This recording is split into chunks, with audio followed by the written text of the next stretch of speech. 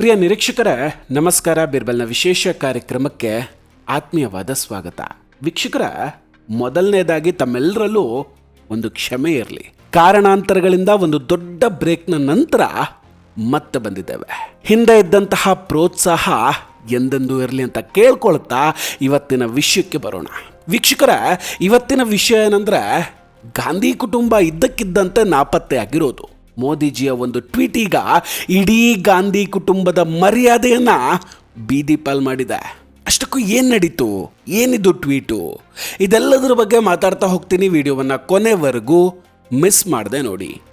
ಇನ್ನೂ ಕೂಡ ನಮ್ಮ ಬೀರ್ಬಲ್ ಚಾನಲನ್ನು ಸಬ್ಸ್ಕ್ರೈಬ್ ಮಾಡಿಲ್ಲ ಅಂದರೆ ಈ ಕೂಡಲೇ ಸಬ್ಸ್ಕ್ರೈಬ್ ಮಾಡಿ ಹಾಗೂ ಬೆಲ್ ಐಕಾನ್ನ ಕ್ಲಿಕ್ ಮಾಡಿ.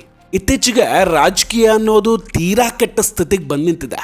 ಒಬ್ಬರನ್ನ ಕೊಲ್ಲಬೇಕು, ಗುಂಡಿ ತೋಡಿ ಮುಚ್ಚಬೇಕು ಅಂತ ಹೇಳ್ತಾರೆ. ತಾಯಿಯ ಬಗ್ಗೆ ಕೆಟ್ಟದಾಗಿ ಮಾತಾಡ್ತಾರೆ, ವಿಷಸರ್ಪ ಅಂತಾರೆ, ಕೊಲೆಗಾರ ಅಂತಲೂ ಕರೀತಾರೆ. ಆದ್ರೆ ಇದೆಲ್ಲದರಿಂದ ಆಚೆಗೂ ಒಬ್ಬ ವ್ಯಕ್ತಿ ಇಷ್ಟೆಲ್ಲ ಹೇಳಿಸ್ಕೊಂಡ ಮೇಲೆ ಕೂಡ ಈ ಮಾತುಗಳನ್ನು ಆಡಿದ ವ್ಯಕ್ತಿಯ ಕಷ್ಟಕ್ಕೆ ಸ್ಪಂದಿಸ್ತಾರೆ ಅಂದ್ರೆ ನಿಜಕ್ಕೂ ಗ್ರೇಟ್ ಅಲ್ವೇ? ವೀಕ್ಷಕರೇ, ನಿಮಗೆ ಅಜಯ್ ರಾಯ್ ಅನ್ನೋರು ಗೊತ್ತಿರಬಹುದು. ವಾರಣಾಸಿಯ ಕಾಂಗ್ರೆಸ್ ನಾಯಕ. ಇತ್ತೀಚೆಗೆ ಅನಾರೋಗ್ಯದ ಕಾರಣ ಆಸ್ಪತ್ರೆಯಲ್ಲಿ ದಾಖಲಾಗಿದ್ದಾರೆ. ಇಂತಹ ಸಮಯದಲ್ಲಿ ಒಬ್ಬ ಕಾಂಗ್ರೆಸ್ ನಾಯಕನ ಅನಾರೋಗ್ಯಕ್ಕೆ ದೇಶದ ಇಬ್ಬರು ಪ್ರಮುಖ ನಾಯಕರು ಹೇಗೆ ಪ್ರತಿಕ್ರಿಯೆಯನ್ನು ನೀಡಿದ್ರು ಅನ್ನೋದನ್ನ ಇವತ್ತು ನಾವು ನಿಮಗೆ ಅರ್ಥ ಮಾಡಿಸ್ತೀವಿ. ಈ ಕಥೆ ಪ್ರಾರಂಭ ಆಗೋದು ಜನವರಿ 31, 2022ರಂದು. ಉತ್ತರ ಪ್ರದೇಶದ ವಿಧಾನಸಭಾ ಚುನಾವಣೆಗಳು ಹತ್ರ ಬರ್ತಿದ್ದ ಕಾಲ ಅದು.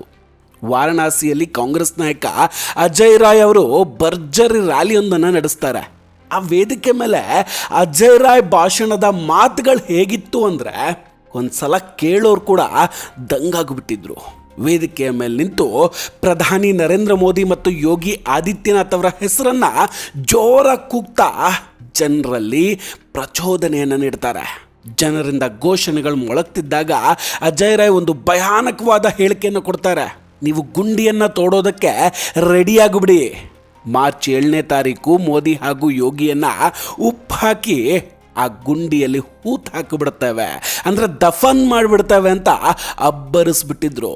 ಇಲ್ಲಿ ಗಮನಿಸಬೇಕಾದ ವಿಷಯ ಏನಂದ್ರೆ ಮಾರ್ಚ್ 7ನೇ ತಾರೀಕು ಅವತ್ತು ಉತ್ತರ ಪ್ರದೇಶದ ಚುನಾವಣೆಯ ಕೊನೆಯ ಹಂತದ ಮತದಾನದ ದಿನ ಆಗಿತ್ತು. ಒಬ್ಬ ಪ್ರಜಾಪ್ರಭುತ್ವದ ನಾಯಕ ದೇಶದ ಪ್ರಧಾನಿಯ ಬಗ್ಗೆ ಇಂಥ ಮಟ್ಟದ ದ್ವೇಷ ಕಾರಿದ್ರು. ಆದರೆ ಕಾಲಚಕ್ರ ಅನ್ನೋದು ಹೇಗೆ ಉರುಳುತ್ತೆ ನೋಡಿ.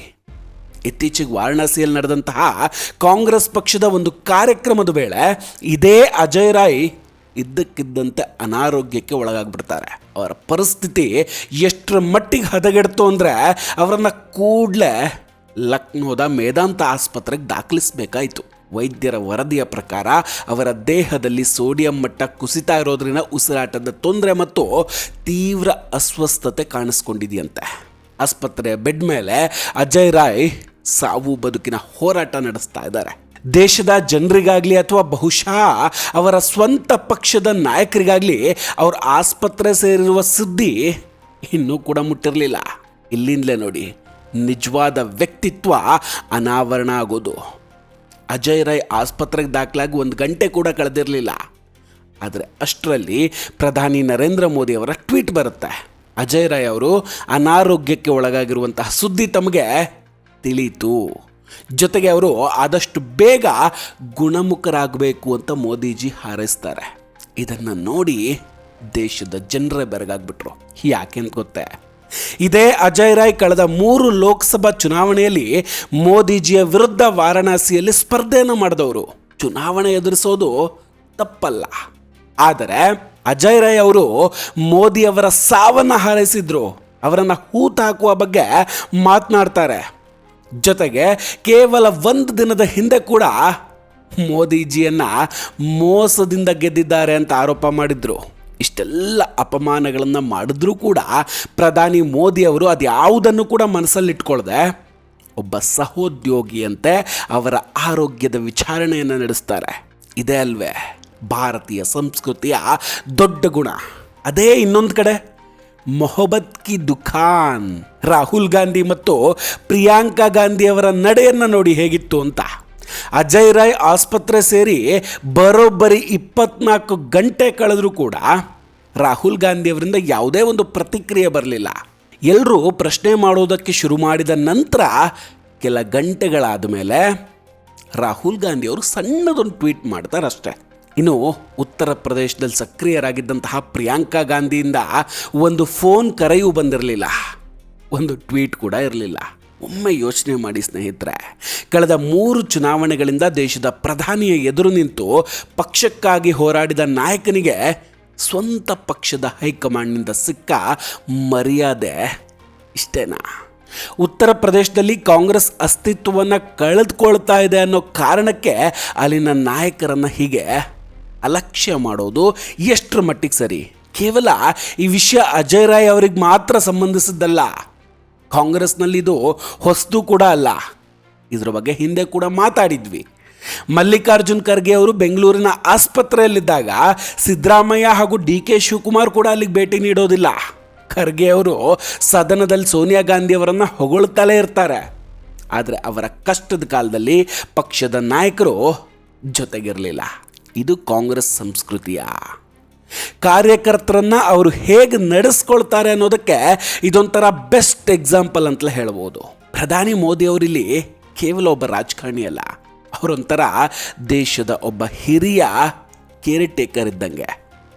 ಸಂಜಯ್ ರಾವತ್ ಅವರು ಮೋದಿಯವರ ವಿರುದ್ಧ ಅತ್ಯಂತ ಕಟುವಾದ ಶಬ್ದಗಳನ್ನು ಬಳಸ್ತಾರೆ. ಆದರೂ ಅವರು ಅನಾರೋಗ್ಯಕ್ಕೊಳಗಾದಾಗ ಮೋದಿಜಿ ಅವರಿಗೆ ಪತ್ರ ಬರೆದಿದ್ರು. ಶರದ್ ಪವಾರ್ ಅವರ ಆರೋಗ್ಯದ ವಿಚಾರದಲ್ಲೂ ಮೋದಿಜಿ ಅಷ್ಟೇ ಕಾಳಜಿಯನ್ನು ತೋರಿಸ್ತಾರೆ.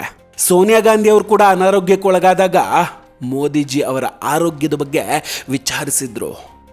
ಲೋಕಸಭೆಯ ಸ್ಪೀಕರ್ ಓಂ ಬಿರ್ಲಾ ಅವರು ಕೂಡ ತಮ್ಮ ವಿರುದ್ಧವೇ ಅವಿಶ್ವಾಸ ನಿರ್ಣಯ ತಂದಿದ್ದ ರಾಹುಲ್ ಗಾಂಧಿ ಅವರ ಕೈಗೆ ಗಾಯವಾಗಿದ್ದನ್ನು ಕಂಡು ಅಕ್ಕರೆಯಿಂದ ವಿಚಾರಿಸಿದ್ರು.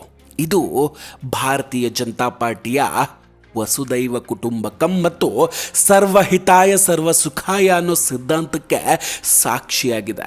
ವೀಕ್ಷಕರೇ, ಇಲ್ಲೊಂದು ಕಟುವಾದ ಸತ್ಯ ಕೂಡ ಇದೆ. ಕಾಂಗ್ರೆಸ್ ನಾಯಕರು ಕಾರ್ಯಕರ್ತರನ್ನ ಬಬ್ಬರ್ ಶೇರ್, ಸಿಂಹಗಳು ಅಂತ ಕರೀತಾರೆ. ಆದರೆ ವಾಸ್ತವದಲ್ಲಿ ಅವರನ್ನು ಕೇವಲ ನಿಷ್ಠಾವಂತ ಪ್ರಾಣಿಗಳಂತೆ ನಡೆಸ್ಕೊಳ್ತಾರೆ ಅನ್ನೋದು ಇಲ್ಲಿ ಗೊತ್ತಾಗ್ತಾ ಇದೆ. 100 ವರ್ಷಗಳ ಇತಿಹಾಸ ಇರುವ ಪಕ್ಷದ ಹಿರಿಯ ನಾಯಕನಿಗೆ ಈ ರೀತಿಯ ಪರಿಸ್ಥಿತಿ ಬಂದರೆ ಸಾಮಾನ್ಯ ಕಾರ್ಯಕರ್ತನ ಗತಿ ಏನಾಗಾದ್ರೆ?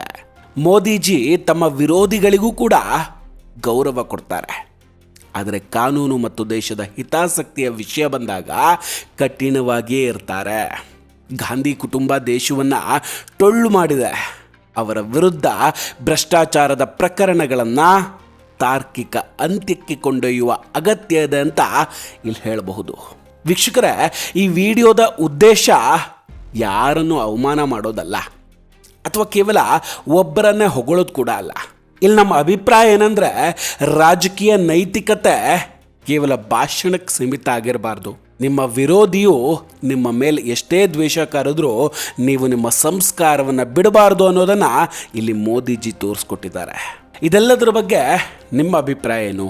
ದಯವಿಟ್ಟು ಕಮೆಂಟ್ ಮಾಡಿ ತಿಳಿಸಿ. ನಾವು ಕೊಟ್ಟಂತಹ ಮಾಹಿತಿಗಳು ನಿಮಗಿಷ್ಟ ಆಗಿದ್ದರೆ ವಿಡಿಯೋವನ್ನು ಲೈಕ್ ಮಾಡಿ ಹಾಗೂ ಶೇರ್ ಮಾಡಿ. ಇನ್ನೂ ಕೂಡ ನಮ್ಮ ಬೀರ್ಬಲ್ ಚಾನಲನ್ನು ಸಬ್ಸ್ಕ್ರೈಬ್ ಮಾಡಿಲ್ಲ ಅಂದರೆ ಈ ಕೂಡಲೇ ಸಬ್ಸ್ಕ್ರೈಬ್ ಮಾಡಿ ಹಾಗೂ ಬೆಲ್ ಐಕಾನನ್ನು ಕ್ಲಿಕ್ ಮಾಡಿ. ನಮಸ್ಕಾರ, ಟೇಕ್ ಕೇರ್ ಆ್ಯಂಡ್ ಬಾಯ್ ಬಾಯ್. ಮತ್ತೆ ಭೇಟಿಯಾಗೋಣ. ಜೈ ಹಿಂದ್.